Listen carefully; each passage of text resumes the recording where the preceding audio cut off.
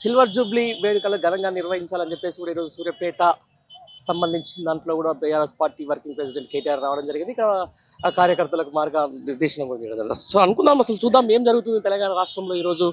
వాళ్ళని అడిగే ప్రయత్నం అయితే చేద్దాం. అన్న ఏం పేరు? కృష్ణమూర్తి. గారు ఎక్కడి నుంచి వచ్చారు? కోదాడ. ఏమని చెప్పారు కేటీఆర్ గారు? నడుస్తున్న కాంగ్రెస్ పాలన కష్టకాలంలో ప్రజలు ఉన్నారు. ఈ కష్టకాలం నుంచి ప్రజలు గట్టెక్కించాలంటే చైతన్యం చేయాలి. పార్టీ పరంగా కార్యకర్తలు సమాయత్తం చేసి రానున్న రోజుల్లో ఈ కాంగ్రెస్ బుద్ధి చెప్పాలి అని సూచన చేశారు. ఎట్లా అనిపిస్తుంది అన్న ఈ గవర్నమెంట్ పంతం చూస్తుంటే? మరి ఆల్మోస్ట్ 1.5 year అయిపోతుంది అంటే ఏంది అట్లా ఓకేనా? ఏం లేదు, వాళ్ళు చెప్పిన దానికి ఆచరణలో అమలు అవుతున్న దానికి పొంతనం లేదు. చెప్పారు, ఉట్టిగా ఊకదంపుడు ఉపన్యాసాలు ఇచ్చారు. ఎక్కడ కూడా వాళ్ళు చేసిన కార్యక్రమాలు అయితే ఒక ఫ్రీ బస్ అంటే ఆ సిటీలో ఎవరికో ఉపయోగం పడుతుంది, కొద్దిమంది చెప్తే ఉపయోగం అయితే ఎవరికి ఉపయోగపడట్లేదు. ఇంకా ఒక్క కరెంట్ మాత్రం సరే కొంతమేర అవుతుంది తప్ప ఏ ఒక్క కార్యక్రమం కూడా అమలు అవుతున్నట్టు లేదు. ఎవరు కూడా సాటిస్ఫైగా లేరు.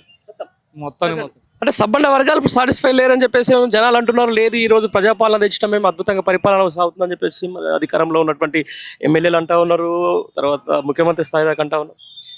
వాళ్ళు ఉన్నకాడికైతే నాయకత్వం నోరు ముందరేసుకుని నాయకత్వం మాట్లాడుతుంది తప్ప ఆ పార్టీలో ఉన్నటువంటి అట్టడుగు కార్యకర్త ఎవరు కూడా సాటిస్ఫాక్షన్ లేరు. వాళ్ళ పార్టీ కార్యకర్త కూడా సాటిస్ఫాక్షన్ లేడు.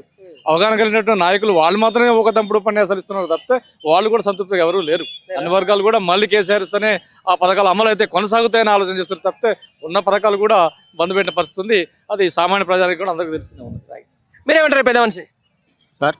ఎట్లా ఉంది మొత్తం? ఎట్లా అనిపిస్తుంది కాంగ్రెస్ పరిపాలన? రేవంత్ పరిపాలన మొత్తం అన్ని అబద్ధాలు. వాళ్ళు ఇచ్చిన హామీలకు చేసిన పనికి చాలా తేడాలు ఉన్నాయి. 6 గ్యారెంటీలు అని కూడా ఒక్క గ్యారెంటీ కూడా చేయలేదు. బస్సు ఫ్రీ ఒకటి ఇచ్చి ఆడోళ్ళకి పంచాయతీలు పెట్టి పరిస్థితి ఏర్పడుతుంది. ఇలా సూర్యాపేట ఏరియా చూసుకున్నట్టయితే ఇంతకుముందు కాళేశ్వరం నీళ్ళు వచ్చేది. ఇప్పుడు 2 సంవత్సరాల నుంచి కాంగ్రెస్ ప్రభుత్వం వచ్చినా కానీ నీళ్ళు రావట్లేదు. పొలాలు ఎండిపోయినాయి. రైతు ఇప్పుడు ఇది కాంగ్రెస్ తెచ్చిన కరువా వచ్చిన కరువా? నిజంగా వచ్చిన కరువే అండి. ఇది కాంగ్రెస్ తెచ్చిన కరువే. ఇది ఈ సంవత్సరం వర్షాలు కూడా బాగానే పడ్డాయి, మంచిగా నడిచింది. కాకపోతే కాంగ్రెస్ వల్ల కాళేశ్వరం నీళ్ళు అలా ఉన్న ఇసుకని అమ్ముకుంటున్నారని తెలుస్తున్నది. ఆ నీళ్ళు వదులుతలేదు. వాళ్ళు కట్టిన ఎస్ఆర్ఎస్పి ప్రాజెక్టే కదా. మరి అప్పుడు బట్టి విక్రమార్క వచ్చి ఇక్కడికి వచ్చి ఆయన ఊర్లు తిరుగుకుంటా ఇది కాళేశ్వరం నీళ్ళు కాదన్నాడు. మరి ఎస్ఆర్ఎస్పి నీళ్ళు ఇవ్వచ్చు కదా, ఎందుకు ఇస్తలేదు? కాబట్టి ఇది కాంగ్రెస్ తెచ్చిన కరువు అని నేను చెప్తున్నా. రైట్. మొత్తానికన్నా ఇప్పుడు రైతుల పరిస్థితి, రైతు మంచిగా ఉంటే రాజ్యం మంచిగా ఉంటుంది. రైట్. పంటలు ఎండిపోతున్నాయి. 10 ఏళ్ల పాటు పచ్చగా ఉన్న పంటలు ఎండిపోతూ ఉన్నాయి. దీన్ని ఎట్లా చూస్తారు మరి? అసలు ఎందుకు కారణం అది అర్థం కావట్లేదండి. రేవంత్ రెడ్డి ఆయన చెప్పిన మాటలు మొత్తం అన్ని అబద్ధాలు. ఆయన చెప్పింది మొత్తం బాగా మాటలు చెప్పడం నేర్చిన మాటలకి జనాలు పెదే అయిపోయి ఓట్లు వేసారు. ఇప్పుడు అనుకుంటారు ఇంకోసారి ఎదురా కాంగ్రెస్కి ఇస్తే మనం బతకలేమిగా, మళ్ళీ కేసీఆర్ రావాలి, కేసీఆర్ ప్రభుత్వం ఏర్పడాలి, అప్పుడు మనం బాగుపడతామని రైతులు అంటారు. ఓకే, మీరేమంటారు పెద్ద మనిషి? ఎక్కడి నుంచి వచ్చినారు సార్? నమస్కారం సార్, మా తుంగతుర్తి కాన్స్టిట్యూషన్. నా పేరు దయా యాదవ్. గుర్తు దయా Yadav, BRS party youth Suryapet జిల్లా నాయకులు. ఈ రోజు మన తెలంగాణ రాష్ట్రంలో చూసుకున్నట్లయితే గౌరవ ముఖ్యమంత్రి ఇప్పుడు కొనసాగుతున్న రేవంత్ రెడ్డి పాలన చూసుకున్నట్లయితే మాజీ ముఖ్యమంత్రి కేసీఆర్ చేసినప్పుడే బాగుండని చెప్పి సంపన్న వర్గాలు కోరుకుంటున్నారు. దానికి కారణం ఏంటంటే 10 సంవత్సరాలు తన అధికారంలో ఉన్నప్పుడు ఈ సూర్యాపేట జిల్లాలో కానీ, తుంగతుర్తి నియోజకవర్గం కానీ, సూర్యాపేట కాన్స్టిట్యూషన్ కానీ ఇక్కడ మన కాళేశ్వర జలాలు వచ్చి 2 పంటలకు కూడా నీరు అందించిన చరిత్ర కేసీఆర్ది. ఈయన కేవలం దొంగ మాటలు చెప్పుకుంటూ పబ్బం గడుపుకుంటూ కాళేశ్వరం 80,000 కోట్లు పెట్టి కట్టడి చేసిందంటే 1,00,000 కోట్ల అవినీతి జరిగిందని చెప్పేసి చెప్తున్నాడు. దానికి ఎట్లా అర్థం లేకుండా మాటలకు తనకు వాల్యూ లేకుండా అది కట్టింది 80,000 కోట్లతోని అవినీతి జరిగింది 1,00,000 కోట్లు అంటున్నాడు. ఎక్కడ కేసీఆర్ పేరు వస్తుందని చెప్పేసి నీళ్లు ఉన్నప్పటికీ ఇక్కడ కాలువల ఎస్ఆర్ఎస్పి నీళ్లకు నీళ్లు ఇవ్వకుండా రైతులు అరిగోసపడుతున్నప్పటికీ 1 ఎకరానికి సగటు రైతు 30,000 పెట్టుబడి పెట్టి అలా అరిగోసపడవలసిన పరిస్థితి. గతంలో కాంగ్రెస్ ప్రభుత్వం పరిపాలన ఉన్నప్పుడు పాలమూరు జిల్లాలకు చెందిన రైతులు ఒక్కరే కాదు, ఈ రోజు రాష్ట్ర వ్యాప్తంగా ఉన్న 33 జిల్లాల నుంచి రైతులు వలస వెళ్ళవలసిన పరిస్థితి ఏర్పడ్డది. ఎందుకంటే దానికి కారణం ఒకటే, రైతులు పంటను నమ్ముకొని ఇలా వ్యవసాయం చేసిరు, అదే పంటను అమ్ముకునే సిచ్యువేషన్లో లేరు. గొర్రెలను మీరు చూసినట్లయితే చూస్తున్నారు, రోజు యూట్యూబ్ ఛానల్ కానీ, సోషల్ మీడియాలో కానీ, శాటిలైట్ ఛానల్ కానీ ఎక్కడ కూడా కనీసం 2,000, 3,000 గొర్రెలను మేపుకుంటానికి వరి పొలాలను ఎండిపోయి బీటగా భూములు మారిన చరిత్ర. ఒకప్పుడు కంచెలుగా ఉన్న భూముల్ని కేసీఆర్ పుణ్యం వల్ల ఇక్కడ స్థానిక ఎమ్మెల్యే జయేశ్వర్ రెడ్డి తన వల్ల గాదర్ కిషోర్ కావచ్చు, ఇక్కడున్న బొల్ల మల్లయ్య కావచ్చు, మన రాష్ట్ర ప్రభుత్వం, మన రాష్ట్ర నియోజకవర్గం కోదాడ లాస్ట్ చివరకు ఆయకట్ట వరకు కూడా నీళ్లు అందించిన ఘనత కేసీఆర్ది. ఇతను ఏ ఒక్క హామీ నెరవేర్చకుండా ₹1,00,000 ఇస్తాం, తులం బంగారం ఇస్తా అని చెప్పిండు, లేదు 2 లక్షల రుణమాఫీ అని చెప్పిండు, ఏ ఒక్క గ్రామంలో కూడా కాలేదు. 18,000 కోట్ల నిధులే ఇచ్చి అతను చేలు దులుపుకున్న పరిస్థితి. 50,000 కోట్ల నిధులు కేటాయిస్తున్నాం అని చెప్పేసిరు. అక్కడ క్యాబినెట్లో చెప్పిన ముచ్చట్లు వేరు, ఇక్కడ రాష్ట్ర ప్రజల మీద చూపెడుతున్న ప్రేమ వేరు. కేవలం తను దోచుకోవాలి, దాచుకోవాలన్న పద్ధతితో వచ్చిండు. ఆయన పరిపాలన ఏందో 15 నెలలనే అర్థమైంది. ఇప్పటికిప్పుడు ఎలక్షన్స్ వచ్చిన టీఆర్ఎస్ ప్రభుత్వానికి కేసీఆర్ను తన భుజాల కందాల మీద వేసుకొని గెలిపేయడానికి సిద్ధంగా ఉన్నారు రాష్ట్ర ప్రజలు. దానికి ఇప్పుడు అసెంబ్లీలో చూస్తున్నాం బ్రదర్, మంచిగా మాట్లాడుతున్న వాళ్ళందరూ కూడా సస్పెండ్ చేస్తారు. జగదీశ్వర్ రెడ్డి గారు కూడా సస్పెండ్ చేస్తున్నారు. అంటే నిజంగా అంటే వీళ్ళు ప్రశ్నిస్తున్నందుకు సస్పెండ్ చేస్తున్నా, నిజంగా కావాలని చెప్పేసి చేస్తున్నారు. వాళ్ళు కేవలం కావాలని కక్ష సాధింపు చర్యలకు పాల్పడుతున్నారు తప్ప వాళ్ళు ఏదో దళిత సామాజిక వర్గాన్ని వ్యక్తిని కించపరిచిన స్పీకర్ను కించపరిచిన ఈ సభ మనందరిది, మనందరం గౌరవించుకుంటున్నా, మీరు అక్కడ ఉన్నారని చెప్పడం మాత్రం జరిగింది. వాళ్ళు పదే పదే దళిత స్పీకర్ అని చెప్తున్నారు తప్ప అతను జగదీశ్వర్ రెడ్డి మన స్థానిక ఎమ్మెల్యే విమర్శించలేదు. గౌరవించుకోవాలని చెప్పినంత మాత్రాన జగదీశ్వర్ రెడ్డిని ఆయన వేసే క్వశ్చన్లకు సమాధానం లేక అట్లాంటి వ్యక్తిని మనం ఎదుర్కోవడం కష్టం అని చెప్పేసి సస్పెండ్ చేస్తున్నారని చెప్పి ప్రజలందరూ అనుకుంటున్నారు. మేము కూడా అదే కోరుకుంటున్నాం.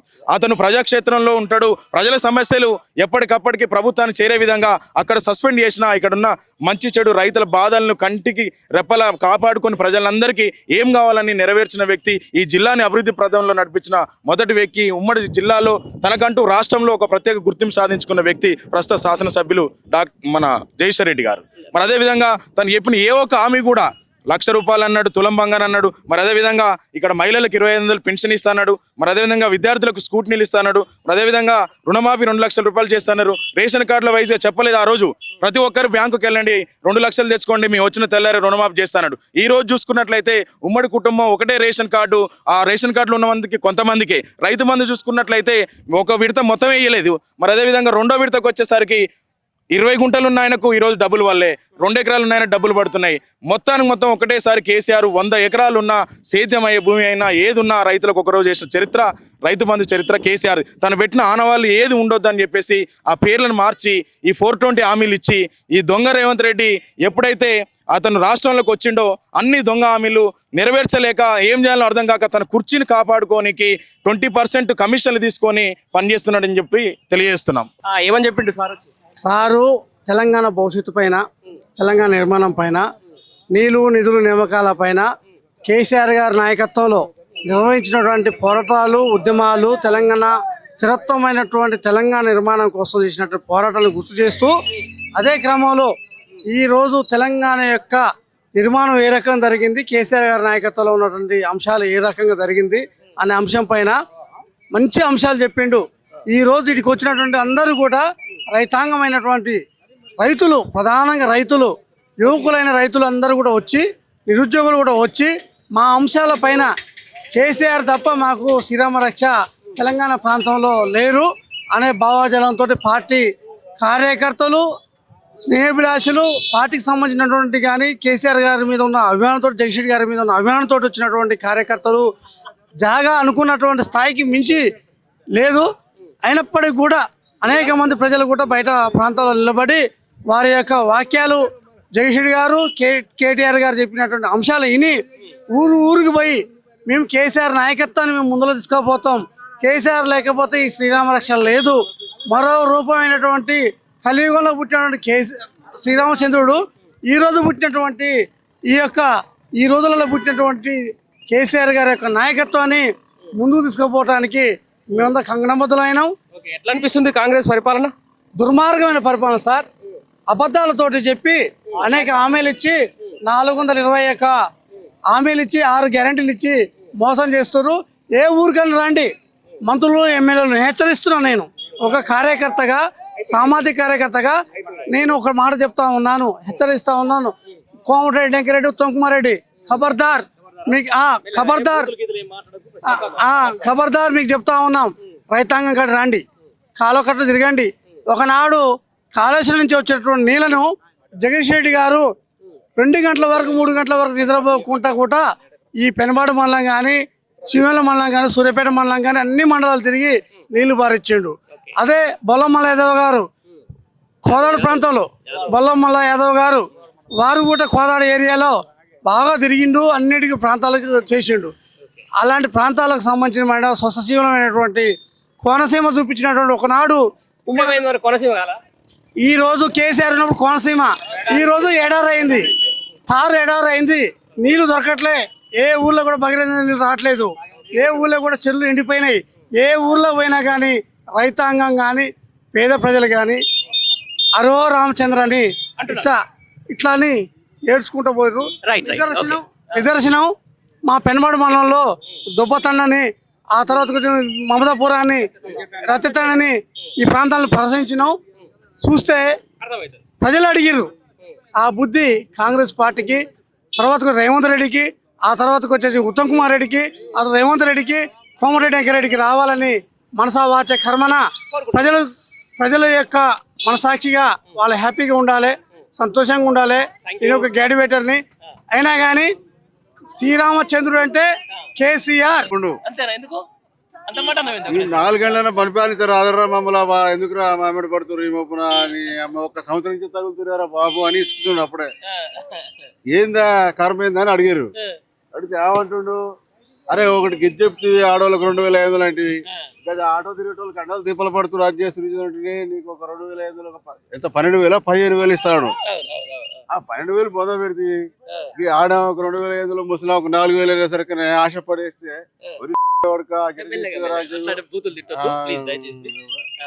అంటారు వాళ్ళు. నేననేది కాదు వాళ్ళు అంటుకుంటారు. నేనేమో మరి అల్ల పెట్టకున్నాను కానీ నన్ను అల్లం పెట్టకు కానీ మీరు మీకు అంటాను చెప్తున్నా. సింపుల్ ఎట్లా అనిపిస్తుంది పరిపాలన?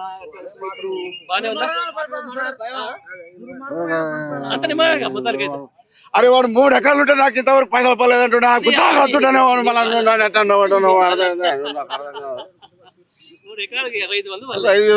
2 కార్లు నుంచి పడలేదు అంటుంటానేమో. అంటే ఏం చెప్పాలి, అంతకంటే ఎక్కువ ఏం చెప్పాలి? పడతలేదా? అది మంట మండూరు ఒకటి. ఇంకోటి, నువ్వు ఫస్ట్ ఏం చెప్పకుండా గెలిస్తే ఎవడేమండే. ఇప్పుడు నేనే ఉన్నాక 10 మంది అడిగి కూలీలు రారా, మేము కూలి ఇస్తే కూడా ఒక పోతే దిగిపోతే కూడా ఒక కోటర్ ఇస్తాను అనుకో, కోటర్ ఇవ్వకుండా అటు తిడతారు.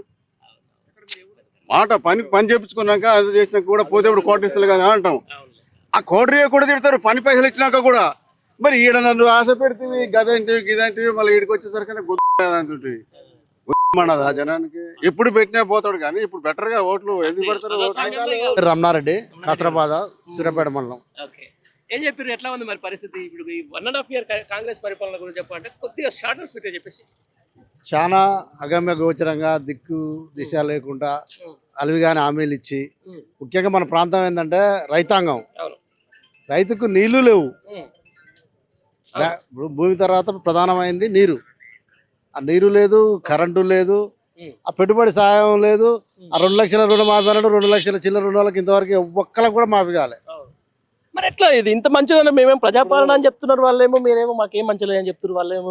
అద్భుతంగా చేసినాం మేము, బ్రహ్మాండంగా చేస్తున్నాం అని చెప్పి అసెంబ్లీలో చెప్పుకుంటున్నారు, మీటింగ్ లో. నేను మాట్లాడింది నిజం కాదా? నీళ్లు బంద్ అయినాయి, కరెంటు తక్కువైంది, పొలాలు ఎండిపోయినాయి, పైపెచ్చు వచ్చే రైతు బంధు అంతో ఇంతో అది కూడా పోయింది. అంటే రైతుకు కావాల్సిన 3కి కటింగ్ పెట్టేసినాం. ఎందుకు మంచి ప్రశాంతంగా ఉన్న నల్గొండ బ్రహ్మాండంగా పంటలు వండే, ఇప్పుడు మొత్తం పంటలు ఎండిపోయే పరిస్థితి దాకా తీసుకొచ్చారంటే కావాలని తెచ్చిన కరువా ఇది? కాంగ్రెస్ తెచ్చిన కరువా? కావాలని కాంగ్రెస్ నాయకులు తెచ్చిన కరువే ఇది. అంతే. కాళేశ్వరం కేసీఆర్ నడిపించినప్పుడు పొలాలు జాలు పడుతున్నాయి, బంద్ చేయని, కొత్త మిషన్ దిగబడుతుంది అని పైరేవ్ చేసి నీళ్ళు బంద్ చేయించుకున్నామండి. ఇది నిజం. నీళ్లు పైరేవ్ చేసి బంద్ చేయించుకున్నాం. ఇప్పుడు పైరేవ్ కాదుగా, పానం పోతున్నాయన్నా కానీ నీళ్ళు ఇచ్చే పరిస్థితి లేదు. అంటే దీనికి రావట్లేదు ఆ ప్రాబ్లం, వీళ్ళకి పరిపాలన చేత కావట్లేదు. కేసీఆర్ గారు ఇచ్చిన దాన్ని ఆయనను బదనాం చేయాలని, ఆ కాళేశ్వరం అన్న ఒక్క పిల్లర్ గుంగిపోతే అదంతా కూలిపోయిందని, ఆయనకు ఆ క్రెడిట్ దక్కొద్దని మొత్తం అందరికీ ఆయన ఎండబెట్టి ఆ కేసీఆర్ని మాపాలని చూసాడు. కానీ ఇప్పుడు ఏమంటారుగా, మనం పైకి ఉమ్మేస్తే మనమేనే పడట్టు. అది ఎవరి తరం కాదు. ప్రజలు ఒకసారి ఏదోసారి చూద్దాం, 2 సార్లు అట్లుంది, అంతకంటే ఇంకైనా బెటర్గా చేస్తారని అలిగానే హామీలు ఇస్తే ఎవరైనా నమ్ముతాం. మనం కూడా రోజు ఒక హోటల్ పోయినాక కొంచెం వేరేగా రుచిగా ఇంకా బాగుందంటే ఒకసారి పోయి తింటాం. తర్వాత వస్తుంది మళ్ళీ అసలు మళ్ళీ డిపాజిట్ కూడా రాదు. కేసీఆర్ చిరస్థాయిగా నిలిచిపోయిండు. తెచ్చింది ఆయనే, నిలబెట్టాల్సింది ఆయనే. ఆయనకున్న పట్టుదల వేరే వాళ్ళకి ఎందుకు ఉంటుంది? ఆయన కష్టపడి తెచ్చుకున్న తెలంగాణ. వీళ్ళేమో ఖాళీగా వచ్చి అపరంగా లాబింగ్ తోటి సీటుకు ఎక్కిందే వీళ్ళ ఆయన కాయ కష్టం చేసి ఒక్కడుగా బయలుదేరి తెలంగాణ సాధించుకున్నది. ఎవరైనా మనం కన్నపిల్లని ఎట్లా చదువుకుంటాం, ఈ పెంపుడు పిల్లని ఎట్లా చదువుకుంటాం, తేడా ఉంటుంది.